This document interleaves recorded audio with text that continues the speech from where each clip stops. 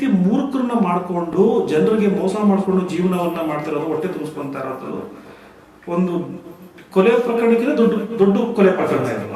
Chain ಚಿನ್ನ ಹಾಕೊಂಡು full ಶೋಕಿ ಮಾಡ್ಕೊಂಡು ಮಂಚದ ಮೇಲೆ ಕುಂತ್ಕೊಂಡು ಬಾದಾಮಿ ತಿನ್ಕೊಂಡು ಹೆಣ್ಮಗು ಮಲಸ್ಕೊಂಡ್ಬಿಟ್ರೆ ಅದನ್ನ ನಿಮಗೆ ಕೇಸ್ ಇಲ್ಲ ಅಂತ ಇನ್ನೇನು ಹೇಳ್ತಾರೆ. ಜನ ಬುದ್ಧಿವಂತರಾಗಬೇಕು ಸರ್. ಒಂದು ಮಗುವಿನ ಒಂದು ಕೇಸ್ನಲ್ಲಿ ಪ್ರಕರಣದಲ್ಲಿ ಆ ಮಗುವಿಗೆ ಈ ಥರ ಅನ್ಯಾಯ ಆಗಿದೆ ಅಂತ ಹೇಳಿ ಅಥವಾ ಆ ಮಗುವಿಗೆ ಈ ರೀತಿ ಲೈಂಗಿಕವಾಗಿ ತೊಂದರೆ ಆಗಿದೆ ಅನ್ನೋದನ್ನ ಸಾರ್ವಜನಿಕರು ಗಮನಿಸಿ, ಸರ್ಕಾರ ಗಮನಿಸಿ, ಸುಮೋಟೋ ಕೇಸ್ ಆಗಿ ಮಕ್ಕಳ ಆಯೋಗದವರು ಕೂಡ ಕೇಸ್ ಹಾಕಿದ್ರೆ ಅಲ್ಲಿನ ಜನರು ಇಲ್ಲ ಅದಾಗಿಲ್ಲ ಅಂತ ಹೇಳ್ತಾರಲ್ಲ.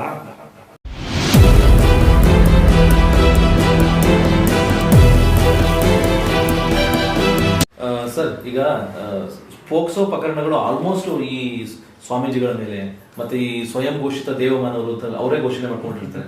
ಸೊ ಇಂಥವ್ರ ಮೇಲೆ ಜಾಸ್ತಿ ಬರ್ತಾ ಇದೆ. ಈಗ ನೀವು ಗಮನಿಸಬಹುದು, ಮಲ್ಲಿಕಾರ್ಜುನ್ ಮುತ್ತಿ ಅವ್ರ ಮೇಲೂ ಅದೇ ಪ್ರಕರಣ ಇತ್ತು.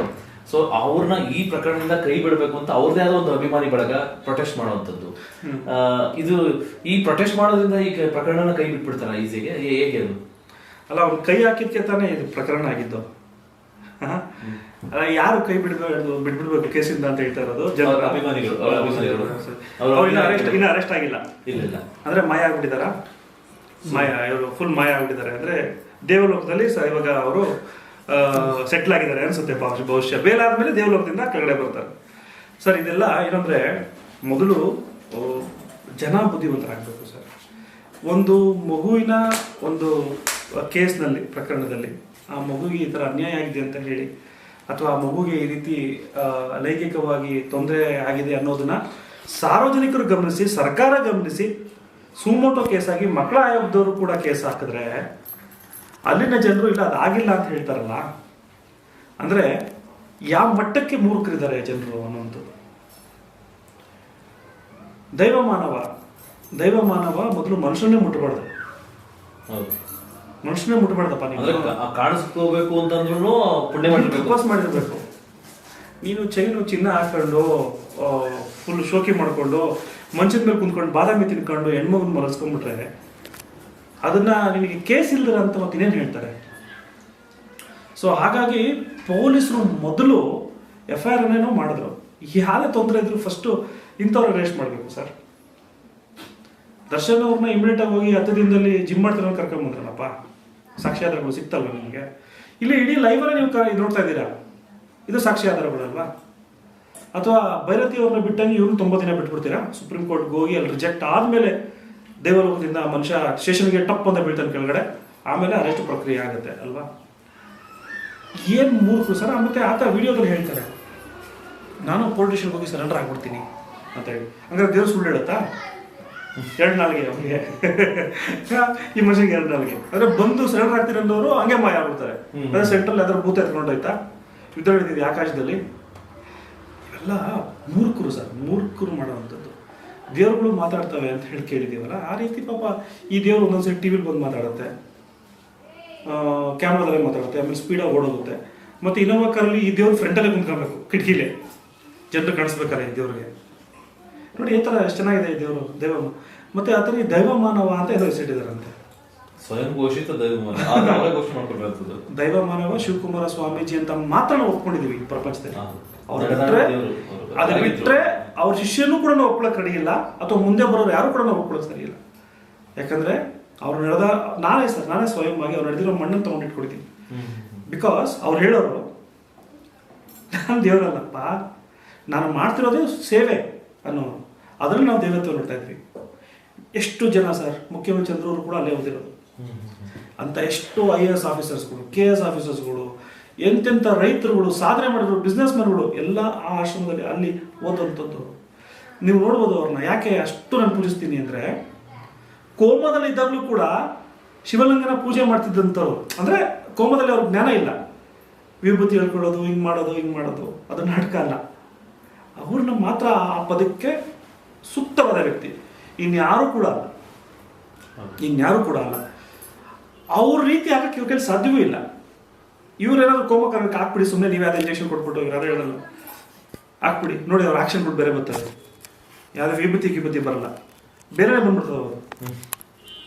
ಸೊ ಹಾಗಾಗಿ ಪೊಲೀಸರು ಮೊದಲು ಸರ್ ಎಲ್ಲಿ ಮಾಯ ಆಗಿದ್ರೆ ಇವ್ರೇನಾದ್ರು ಒಂದು ಮಾಯ ಆಗಿರೋದು ಮೊಬೈಲ್ ಟ್ರೇಸೌಟ್ ಗೀಸೌಟ್ ಏನೋ ಮಾಡಿಬಿಟ್ಟು ದಯಮಾಡಿ ಇವ್ರನ್ನ ಅರೆಸ್ಟ್ ಮಾಡಬೇಕು. ಯಾಕಂದರೆ ಈ ರೀತಿ ಮೂರ್ಖರನ್ನ ಮಾಡಿಕೊಂಡು ಜನರಿಗೆ ಮೋಸ ಮಾಡಿಕೊಂಡು ಜೀವನವನ್ನು ಮಾಡ್ತಿರೋದು, ಹೊಟ್ಟೆ ತುಂಬಿಸ್ಕೊತಾ ಇರೋದು ಒಂದು ಕೊಲೆ ಪ್ರಕರಣಕ್ಕಿಂತ ದೊಡ್ಡ ದೊಡ್ಡ ಕೊಲೆ ಪ್ರಕರಣ ಇದು. ಅಫೆನ್ಸ್ ಇದು. ಮನೆಯೊಳಗಡೆ ಈಸಿಯಾಗಿ ಹೋಗ್ತಾರೆ, ಮನೆಯೊಳಗಡೆ ಈಸಿಯಾಗಿ ಮಲ್ಕೊತಾರೆ, ನಾವು ಮಾಡಿದೆಲ್ಲ ದೇವ್ರು ಮುಡ್ತದೆ ಅಂತ ಹೇಳ್ತಾರೆ. ಇದೇನು ಹೊಸದಲ್ಲ, ಬಹಳಷ್ಟು ಹಳೆ ಪ್ರಕರಣಗಳು ಕಥೆಗಳು ನಾವು ಕೇಳಿದೀವಿ ಅಲ್ವಾ. ಅದರಲ್ಲಿ ದೇವ್ರು ಬಂದಿದೆ ಅಂತ ಹೇಳ್ಬಿಟ್ಟು ಆಗ ಸುಮಾರು 200 ವರ್ಷದ 300 ವರ್ಷದ ಹಿಂದೆ ಆ ದೇವ್ರು ಬಂದಿರೋನು ನಿನ್ನ ಮಗಳು ಅಥವಾ ನಿನ್ನ ಹೆಂಡತಿನ ಇವತ್ತು ಕಳಿಸ್ಬೇಕು ನೀನು ಅಲ್ಲಿಗೆ ಅನ್ನೋಂಥ ಇತಿಹಾಸಗಳಲ್ಲಿದ್ದಾವೆ. ಸೊ ಇದೇನು ಹೊಸದಲ್ಲ ಇದೆಲ್ಲ. ಸೊ ಅಲ್ಲಿಂದ ನಾವು ಇಲ್ಲಿವರೆಗೂ ಬದಲಾವಣೆ ಆಗಿ ಬಂದಿದ್ದೀವಿ. ಈಗಲೂ ಕೂಡ ಎಲ್ಲ ಒಂದ್ ಕಡೆ 2 ಕಡೆ ಇಂಥವು ಇದ್ದಾವೆ ಅಂದಾಗ ಅಲ್ಲೇ ಕ್ಯೂಚ್ ಹಾಕ್ಬಿಡ್ಬೇಕು. ಅಂತವ್ರು ನೋಡಿ ಇನ್ನೊಂದಿಷ್ಟು ಜನಗಳು ಉತ್ಪತ್ತಿ ಆಗ್ತಾರೆ. ಈಸಿ ಅಲ್ವಾ ಸರ್? ಅವ್ರು ನೋಡ ರಾಜು ತರ ಇದ್ದಾರೆ. ಸೊ ಅವ್ರು ಹೇಳಿದ್ದೆಲ್ಲ ನಡೆಯುತ್ತೆ. ಈಸಿ ಅಲ್ವಾ ಸರ್? ಜನರಿಗೆ ಈ ತರ ಹೇಳ್ಕೊಂಡು ಆರಾಮಾಗಿ ನಿನಗೆ ಇದು ಮಾಡ್ಕೊಂಡು ಈಸಿ ಜೀವನ ಅಲ್ವಾ? ಪಾಪ ನಾವೆಲ್ಲ ಕಷ್ಟಪಡ್ತಾ ಇದೀವಿ ಜೀವನಕ್ಕೆ, ಕೈ ಮುಕ್ಕೊಂಡು ಕಾಲು ಮುಕ್ಕೊಂಡು ಬೇರೆಯವ್ರಿಗೆ. ಅವನು ಈಸಿ ನೋಡಿ, ಅವ್ರಿಗೆ ಎಲ್ಲ ಕಾಲು ಮುಗಿತಿದ್ದಾರೆ, ಅವ್ನು ಮಾಡಿದೆಲ್ಲ ದೇವ್ರು ಮಾಡಿದ್ದು ಅಂತಿದ್ದಾರೆ. ಪಾಪ ನಿಜವಾಗ್ಲೂ ಆ ದೇವ್ರಿಗೆ ಎಷ್ಟು ಬೇಜಾರಾಗಿರ್ಬೋದು, ಈ ರೀತಿ ನನ್ನ ಹೆಸರು ಈ ರೀತಿ ಎಲ್ಲ ಮಾಡ್ತೀರಾ ಅಂತ. ಸೊ ಅದ್ರ ಕರ್ಮದ ಫಲವೇ ಇವೆಲ್ಲ ಮಾತುಗಳು, ನಮ್ಮ ಮಾತುಗಳಾಗಿರ್ಬೋದು, ನಿಮ್ಮ ಕ್ಯಾಮ್ರಾ ಆಗಿರ್ಬೋದು, ಜನರ ಒಂದು ಒತ್ತಡ ಆಗಿರ್ಬೋದು, ಆಕ್ರೋಶ ಆಗಿರ್ಬೋದು, ಅಥವಾ ಜನರಿಗೆ ಎಲ್ರಿಗೂ ಕೂಡ ಮಹಿಳಾ ಆಯೋಗದಿಂದ ಹಿಡಿದು ಸರ್ಕಾರಕ್ಕೆ ಆ ರೀತಿ ಕಾರಣನೇ ಆ ಒಂದು ಕರ್ಮ. ಅಂದರೆ ಇವೆಲ್ಲವೂ ಕೂಡ ಸ್ಟಾಪ್ ಆಗಬೇಕು ಅನ್ನೋಂಥದ್ದು. ಸೊ ಹಾಗಾಗಿ ಮೊದಲು ಅವರ ಮಠವನ್ನು ಮೊದಲು ಸೀಸ್ ಮಾಡಬೇಕು. ಆ ಮಠದಲ್ಲಿ ಇವರ ಇತಿಹಾಸಗಳನ್ನ ತಗೋಬೇಕು. ಎಷ್ಟು ಜನ ಮನೆಯೊಳಗಡೆ ನೀನು ಈ ರೀತಿ ಆಗಿದೆ, ಏನು ಮಾಡಿದ್ಯಾ, ಏನು ಕತೆ, ಈ ರೀತಿಯಾಗಿ ಇನ್ವೆಸ್ಟಿಗೇಷನ್ ಮಾಡಿ ತಕ್ಷಣ ಅವ್ರನ್ನ ಅರೆಸ್ಟ್ ಮಾಡಬೇಕಾಯ್ತು ಸರ್. ಇದು ನಿಜವಾಗ್ಲೂ ಕಾಂಗ್ರೆಸ್ ಸರ್ಕಾರ ಹೇಳ್ತಾರೆ, ಕಾಂಗ್ರೆಸ್ ಸರ್ಕಾರ ಸೆಕ್ಯುಲರ್ ಅಂತ ಹೇಳ್ತಾರೆ. ಹಾಗಾದ್ರೆ ಇಂಥ ಒಂದು ಅನ್ಯಾಯವನ್ನು ಕೂಡ ಸೆಕ್ಯುಲರ್ ಆಗಿ ತಗೊತಿದ್ದೀರಾ ನೀವು.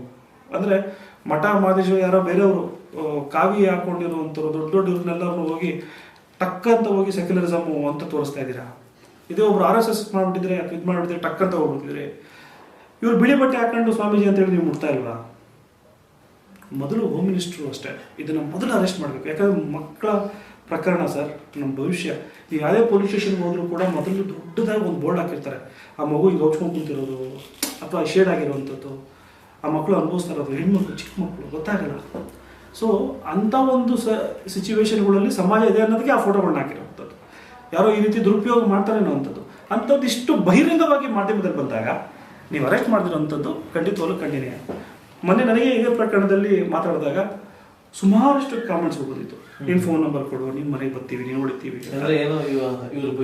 ಇವರ ಪರವಾಗಿ ಪಾಪ ಅವ್ರ ಭಕ್ತರು, ಅವ್ರ ಫಾಲೋವರ್ಸ್ ಹಿಂಗೆ ಈ ರೀತಿ ನನ್ನ ಇದು ಮಾಡ್ಬಿಡ್ತೀನಿ, ಅದು ಮಾಡ್ಬಿಡ್ತೀವಿ ಅಂತ ಹೇಳಿ. ಸೊ ಆವಾಗ ನನಗನ್ನಿಸ್ತು, ದಯವಿಟ್ಟು ಈ ರೀತಿ ಈಸಿಲಿ ಫೋನ್ ನಂಬರ್ ಹಾಕಿ ಅಂತ. ಯಾಕಂದ್ರೆ ಅವ್ರು ನಿಜವಾದ ದೇವ್ರು ನಾನು ತೋರಿಸ್ತೀನಿ ಬಂದರೆ. ಸೊ ಯಾಕಂದ್ರೆ ಇದು ಮಕ್ಕಳ ವಿಷಯ. ಅಂದ್ರೆ ಈ ತರದ ಸಮಾಜದಲ್ಲಿ ಹುಟ್ಟಾಗ ಯಾರು ಮಾತಾಡ್ಬೇಕು, ನಾವ್ ಇದೀವಲ್ಲ ಸರ್. ಬೆದರಿಕೆ ಆಗ್ತಾರೆ ಅಂದ್ರೆ ಇದೆಲ್ಲ ಅವೆಲ್ಲ ಬೆದರಿಕೆಗೆಲ್ಲ ಮಾಡ್ಕೊಳ್ಳಂಗೆಲ್ಲ ಇದ್ದಿದ್ರೆ ಸರ್ ಅವೆಲ್ಲ ಕಷ್ಟ. ತಪ್ಪು ದಾರಿ ಹಿಡಿಯೋದು ತುಂಬಾ ಈಸಿ ನಮಗೆ. ಅಥವಾ ಒಬ್ಬರ ಮೇಲೆ ಆಕ್ರೋಶ ತೋರಿಸಿ ಒಬ್ಬರ ಮೇಲೆ ಅನ್ನೋದು ಭಾರಿ ಈಸಿ, ತುಂಬಾ ಈಸಿ. ಬಟ್ ಅದು ಮಾಡಬಾರ್ದು, ಸೌಮ್ಯವಾಗಿರ್ಬೇಕು ಅಂತ ಹೇಳೋದು ತಪಸ್ ಮಾಡೋ ಕೆಲಸ. ಒಂದು ಪೆನ್ನನ್ನು ನಂಬ್ಕೊಂಡು ಬದುಕೋದು, ಪೇಪರ್ ಬದುಕೊಂಡು ನಂಬ್ಕೊಳ್ಳುವಂಥದ್ದು, ಒಳ್ಳೆಯದೇ ಮಾಡಬೇಕು ಅಂತ ಬದುಕೋದು, ಇದು ತಪಸ್ಸು. ಯಾವಾಗಲೂ ಆಕರ್ಷಣೆ ಯಾವಾಗ ಹೇಳಿ ಈಸಿ. ಅದು ಜೋರ ಕಿಚ್ಚಾಡೋದು ಎಷ್ಟೊತ್ತು, ಕೈ ಎತ್ತೋದು ಎಷ್ಟೊತ್ತು, ಈಸಿ. ಅದೇನೋ ಈಸಿ, ಅದೆಲ್ಲರೂ ರಕ್ತದಲ್ಲೂ ಇರ್ತದೆ.